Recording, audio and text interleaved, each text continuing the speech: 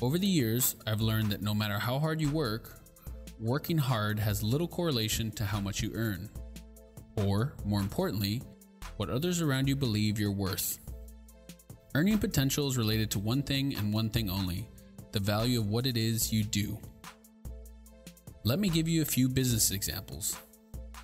What is the value of someone who can scrub toilets? What is the value of someone who can neatly organize an office? What is the value of someone who can get people to sign up for your service? What is the value of someone who can provide assistance in a medical emergency? In society, we place dollar amounts on everyday tasks and then offer payment to one another based on who can achieve the desired outcome. Related back, of course, to supply and demand. Lots of people can scrub toilets. Not many can perform emergency surgery. So, what does this mean for your own earning potential? How do you know if you're being paid too little? And more importantly, how can you increase your value to the point where you are earning more than is considered normal for your responsibilities? Here's how. Number 1, do your research and learn what is most valuable about your role. Every industry has fairly established roles, and every role has its own list of responsibilities. If you want to earn more for yourself, do your homework and learn what it is about your role in particular that is valuable, and then look for all the different parties that are willing to pay for that role, and in what context. Let me give you an example. I studied creative writing in college. Do you know how many people told me studying creative writing would fast track me to a minimum wage job? Not very many people make a decent living writing. So, I did my homework.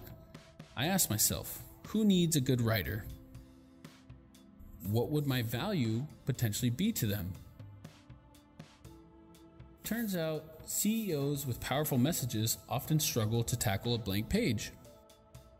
I've built a company off my ability to write and tell personal stories, but that wouldn't have happened had I not done my homework. 2. Give up short-term raises for long-term jackpots. For 4 years, I didn't make a cent off my writing. I did everything for free. If someone well-known needed a writer, I jumped at the opportunity. If a startup needed a copywriter, I took on the challenge. I wrote every day on Quora for free. I wrote guest blogs for free. And then, once I had proven myself and my abilities, once I had 50,000 followers, once I had thousands of people on my email list, once I had republished in every major publication on the internet, it all happened on its own. This is the biggest piece of advice I have for anyone who wants to increase their earning potential. Forget the small raises. Forget the, hey, I'm so going to need you to pay me for the extra hour I spent on this project.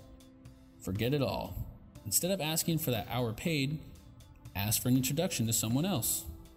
Ladder up your success to the next project and the next project. Work with bigger and bigger people for free. Master for craft. And before you know it, you will be at the top of the pyramid. 3. Don't just tell people why they should pay you more, show them. I am a huge advocate for personal branding. And what I mean when I say personal branding is representing yourself on the internet in a way that speaks volumes about who you are and what you do. If you Google my name, my website is the #1 search result. The second search result is my About page. In fact, the entire first 3 pages on Google I own, with my website, my columns, podcast features, and my social media accounts. My social headers I had designed. My photos I update regularly. I write a new article somewhere every single day. All of these things make it very, very easy for someone to look me up. Sit back and think, I should work with this guy. I get about 20 inbound leads per day via email, solely because of my personal brand. No ads, no PR, nothing else.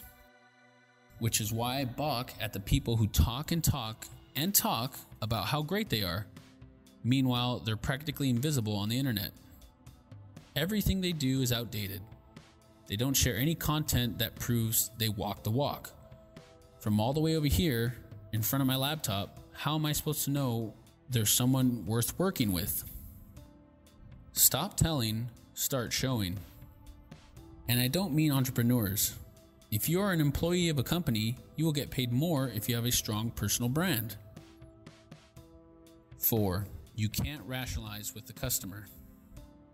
This is something I heard a mentor of mine say over and over again, and it continues to play in my head constantly. The moment you start trying to justify what it is you do and the value you provide by focusing on all the nitty-gritty things, you've lost.